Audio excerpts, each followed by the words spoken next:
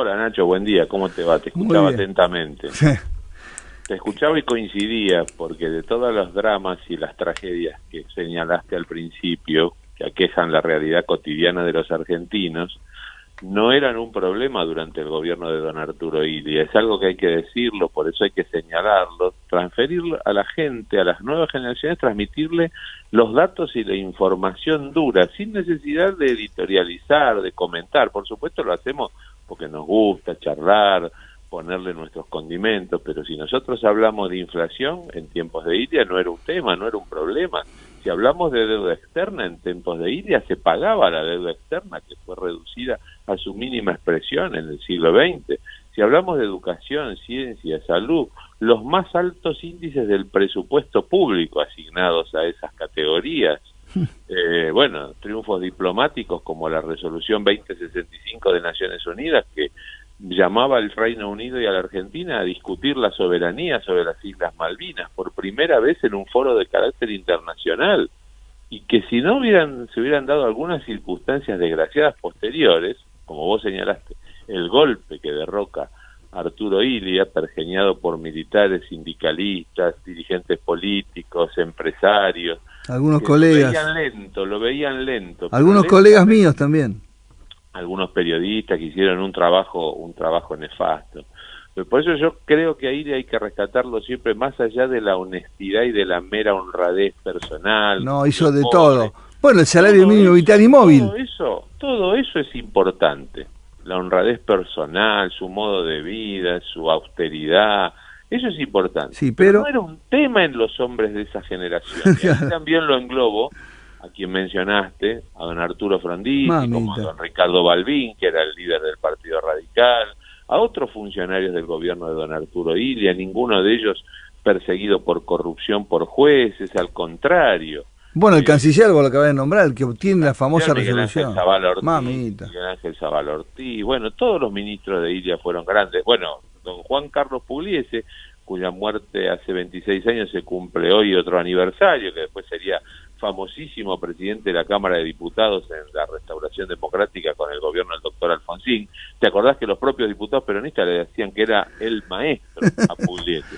Yo no he escuchado dirigentes peronistas hablar con más cariño y respeto de un dirigente radical como lo hacen de don Juan Carlos Pugliese, porque también les enseñaba y daba cátedra en la presidencia de la Cámara de Diputados. Les enseñó a la convivencia democrática y a respetar los modos y los valores del parlamentarismo argentino.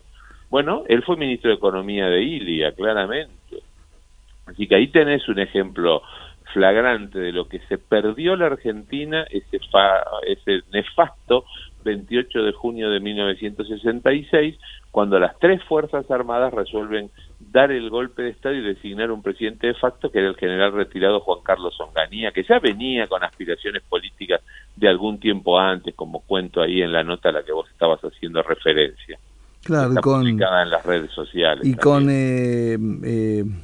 la tragedia que significó el peronismo apoyando eso, ¿no? Hablando de proscripción. El sindicalismo y el plan de lucha, que en lugar de reconocer el salario mínimo vital y móvil que trajo Illia, los más altos índices de participación del salario trabajador en la distribución de la renta nacional, los más altos índices de crecimiento. Hoy fíjate que se habla del crecimiento a tasas chinas como un ejemplo. En la época de Illia se crecía a tasas chinas antes que existiera el fenómeno económico mundial que es hoy China o India, ¿no es cierto? En la Argentina se crecía al ritmo del 8 y 9% anual en tiempos de don Arturo Illia, ¿no?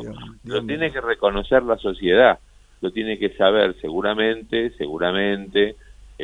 cuando constatamos estos datos vamos a darle otro valor a la figura de don Arturo Illia, que tiene todo ese halo como lo dibujaba Lino Palacio, Flax, con la paloma en la cabeza, pero quiero decir, en realidad Illia era todo eso, era honesto, era honrado, era bondadoso, había sido pobre, era austero, pero además era un estadista. Sí. Y nos legó un ejemplo de gobernante republicano probo, pero además eficaz y capaz de conducir los destinos del Estado Nacional.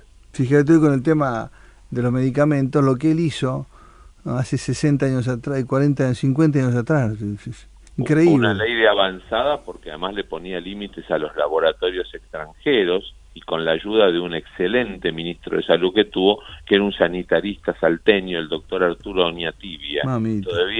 Todavía hoy es ejemplo a seguir la gestión de Oñatibia en materia de salud pública en la Argentina. ¿Qué aniversario recordamos el 18 del IA? No, don Arturo murió el 18 de enero de 1983. Claro, vos te vas a acordar, vos ya trabajabas como periodista, yo tremendo. estaba ingresando en el tercer año de mi secundario. Fue mi tercer acto político el velatorio de don Arturo Illia. Yo en el 82 fui al acto que hizo en el Luna Park Luis León, después hubo uno muy grande de Alfonsín, el 7 de diciembre de 1982, y ese caluroso verano del 83, don Arturo fallece. Estaba por cumplir los 83 años y se muere justo en la transición democrática.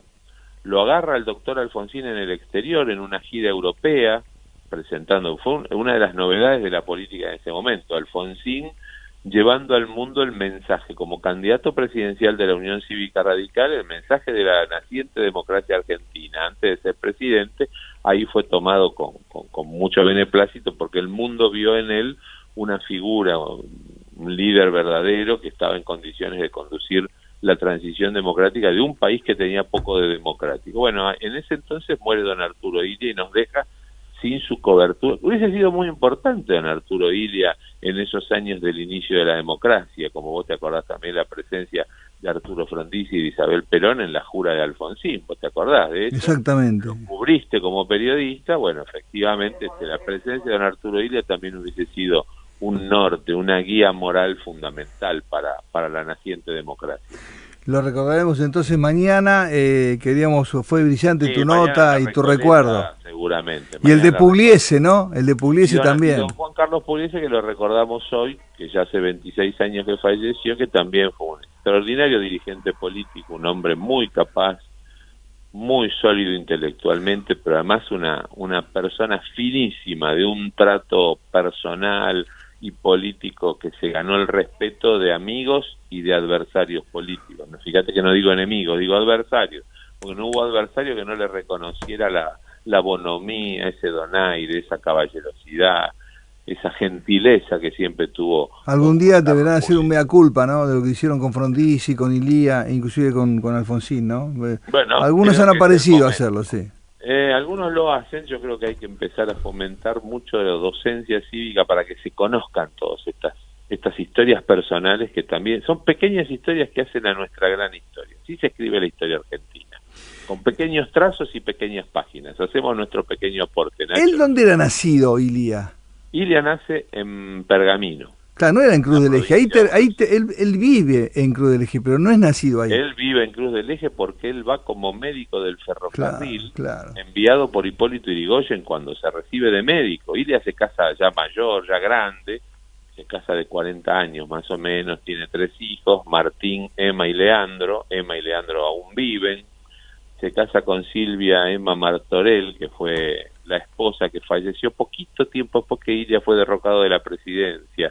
Había estado muy enferma, trataron de operarla, de salvarla en Estados Unidos, esta maldita enfermedad que todos conocemos, que no la dejó vivir muchos años, murió joven y lo dejó solo a don Arturo, que se fue caminando de la Casa Rosada cuando llegó el golpe militar, se subió al auto de su hermano Ricardo y se fue a vivir a lo de su hermano Ricardo en Florida, en la provincia de Buenos Aires. Fíjate, ni siquiera su propia casa se puede ir. Su casa estaba en Cruz del Eje, pero no era un presidente que viviera con lujo, no se fue en helicóptero, no, tampoco tenía custodia personal. Y su vicepresidente, mamita, otro. Bueno, claro, a Carlitos Perete, el vicepresidente, yo lo conocí, que es justamente el día del velatorio de don Arturo, lo conocí en las escalinatas del Congreso. Después el doctor Alfonsín lo designó embajador argentino ante la República Oriental del Uruguay con el retorno de la democracia. La anécdota del tropezón. No, ¿por qué no vino? No, porque yo no... Usted puede venir siempre vivía acá. En el Hotel Savoy, tenía unas habitaciones en el Hotel Savoy en la calle Callao. Qué bárbaro, qué bárbaro. Un lujo. Carlos Perete y don Arturo Illia, 2 ejemplos republicanos y democráticos de nuestra querida Argentina. Muchos dramas de hoy se explican por haber desperdiciado a estos hombres, estos estadistas? Bueno, porque la Argentina tiene eso, ¿no? Cuando le parece poco algo. La verdad es que el gobierno de Ilia tenía la solución, está claro que tenía la solución. No hay nomás que leer los balances del Banco Central, del Ministerio de Economía, los informes técnicos, quiero decir, ¿no? No hace falta leer los cuentos. Pero está el relato, ¿viste? El relato de la tortuga, bueno, el relato nosotros tenemos la obligación de mirar un poco más allá. Por eso digo, si vemos los datos duros, en Ilia vamos a tener en esa gestión un ejemplo verdaderamente de administración republicana, pero además de eficiencia y de logro de objetivos concretos en materia socioeconómica. Diego, un fuerte abrazo y charlamos mañana también. Bueno, Nacho, dale, con todo gusto. Un abrazo grande. Muchas gracias. Abrazo a todos. Gracias. Y cerramos esta entrevista con el doctor Barbero justamente con un tramito, ¿sí?, de el discurso de asunción de don Arturo Humberto Ilia. Ellas también podrán sentirse confiadas y seguras, porque todas sus dificultades serán superadas con gran espíritu de imparcialidad y justicia. Hablando de mujeres. Que permanentemente alentará el nuevo gobierno. Implantaremos en la administración pública un sentido moral y normas de austeridad que restablezcan la fe y la confianza del pueblo en sus gobernantes. Proyectaremos, colaborando con vuestra honorabilidad, una legislación que castigue severamente el enriquecimiento ilícito de los funcionarios públicos y a quienes sean instigadores o cómplices de tales hechos. Señores legisladores, es tiempo nuevo el que empieza. Levantemos bien alto las divisas precursoras,